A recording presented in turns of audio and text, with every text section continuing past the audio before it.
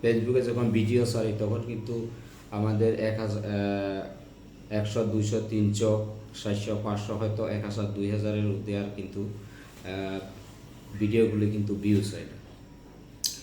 কতগুলির সেটিংসের কারণে কিন্তু ফেসবুক আমাদের নির্দিষ্ট কোনো ফ্রেন্ড ফলোয়ারের বাইরে কিন্তু কোনো সাজেস্ট করতে পারে না। তো সেই জন্য কতগুলো সেটিং আছে, বিশেষ করে একটা সেটিং আজকে আমি দেখাবো।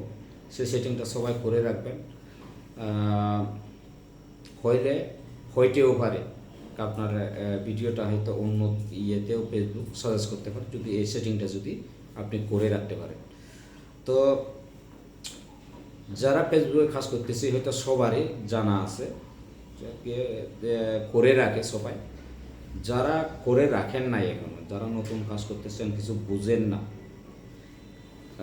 এই সেটিংগুলি অবশ্যই করে রাখবেন। আমি আজকে একটা সেটিং দেখাবো বিশেষ করে, যে সেটিংটা না করলে আপনাকে কখনো ফেসবুক নির্দিষ্ট ফ্রেন্ড ফলোয়ার ছাড়া বাইরে কোনো দিন আপনার ভিডিওগুলি সাজেস্ট করতে পারবেন।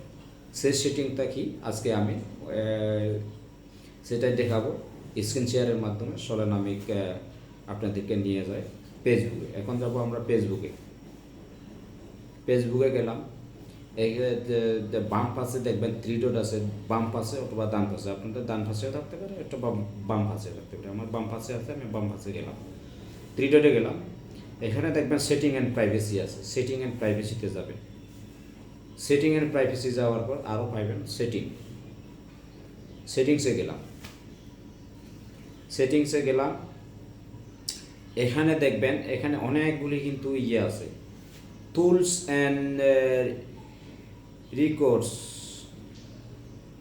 তারপরে এখানে কয়েকটা ইয়ে আছে, আপনার একটা প্রাইভেসি চেকআপ আছে একটা, তারপরে হলো আপনার ফ্যামিলি সেন্টার আছে একটা, তারপরে হলো আপনার ডিপুল অডিয়েন্স সেটিং। এই ডিপুল অডিয়েন্স সেটিংটা হলো আসল সেটিং। এই সেটিংটা যদি সঠিকভাবে করে রাখতে না পারেন তাহলে কিন্তু আপনার ভিডিও পোস্ট কোনো দিন ফেসবুক নির্দিষ্ট ফ্রেন্ড ফলোয়ার ছাড়া অন্য কোনো জায়গায় আপনাকে কিন্তু সাজেস্ট করে দিতে পারবে না। তো এই সেটিংটা অবশ্যই আমাদের করে রাখা দরকার, এই সেটিংটা অবশ্যই করবে। আমরা যাব এখন ডিপুল অডিয়েন্স সেটিংসে গেলাম। এখানে ডিপুল অডিয়েন্স সেটিংসের পর যে চয়েস ইউর ডিপুল অডিয়েন্স, এখানে চয়েস ইউর ডিপুল অডিয়েন্স, এখানে কিন্তু 3টা অপশন আছে।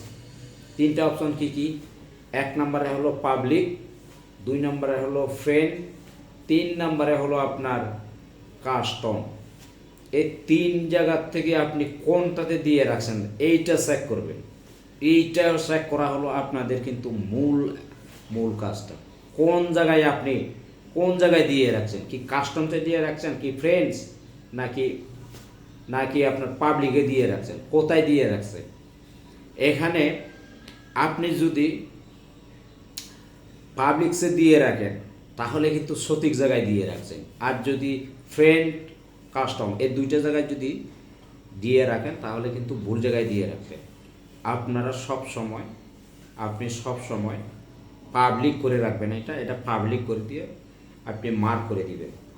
তারপরে চলে আসবেন এই যে ডান, নেক্সট, তারপরে কনফার্ম, তারপরে দিবেন ডান, তারপরে আপনার কাজ শেষ। এবার ফেসবুক সাজেস্ট করলো না, সেটা ফেসবুক মামার কাজ। আপনার কাজ আপনি করে রাখলেন, সেটিংটা করে রাখবেন, মানে আপনি নিশ্চিত থাকলেন আপনি সঠিক আছেন। ধন্যবাদ সবাইকে। ভিডিওটা ভালো লাগলে একটু লাইক, কমেন্ট, শেয়ার দিয়ে পাশে থাকবেন।